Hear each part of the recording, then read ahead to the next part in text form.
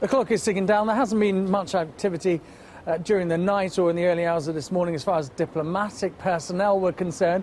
But Colin, if I just ask my colleague to pan right down Princess Gate, about 150 metres down there, if you see that removals van, that turned up about an hour ago, and that's outside the Iranian ambassador's residence. Now that's being loaded on with boxes, suitcases, and a couple of rolls of what I think are carpet. So certainly the preparations are underway for an evacuation of certainly the ambassador's residence. No sign of him this morning or any of his staff, but that van is being loaded up with preparations being made to take that probably to Heathrow Airport and back to Tehran. This is the retaliatory measure imposed by the Foreign Secretary, William Hague, because of the two premises in Tehran being attacked a couple of days ago. Not just the embassy in central Tehran, but one of the smaller offices in the north of the capital. Diplomatic pressure being stepped up in Europe to the ambassadors from France, Germany and Netherlands, all in Tehran, being recalled by their governments in support of the British action.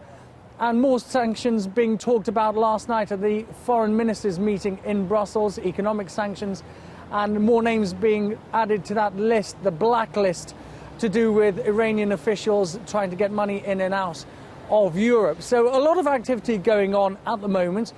Certainly some talk of restrictions on oil or sanctions on Iran's oil reserves, but that won't happen, if it does, at least until January, because some of the faltering economies in Europe too dependent on Iranian oil, but pressure being applied to the Iranians. And certainly the clock is ticking down. By 2 o'clock this afternoon, the building behind me should be empty, as well as the ambassador's residence just down the street.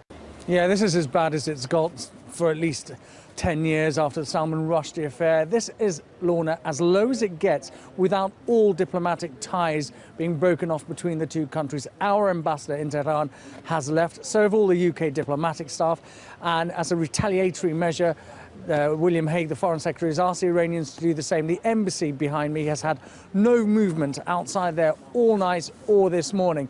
If there has been any movement, that's probably been from their residences of the ambassador's charge d'affaires and the other diplomatic staff. We know there are still 2 cars left over there. They're the official Iranian embassy cars, and there is a driver waiting to take away any staff, if there are any staff inside there. The hour came and passed, and there was a great deal of expectancy, as if there was be a symbolic unfurling of the flag or something, but that simply didn't happen. There have been police officers knocking on the door, there have been postmen, couriers, but that door has not budged, and there's been no answer on the entry phone system there. The van you were referring to this morning, that was a removal van which came at about 10 o'clock this morning, 150 metres down the street. That's the ambassador's official residence. That van was loaded up with boxes and suitcases and what looked like rolled up rugs or carpets, and that was it. But we still haven't seen any diplomatic staff. Certainly the police are still on standby. If they're speaking to the staff inside, negotiating an easy and safe exit away from here, that might be happening. But as far as we know, there isn't anyone inside there, and if they are, we're waiting for them to come out, because that 2 o'clock deadline has come and now gone.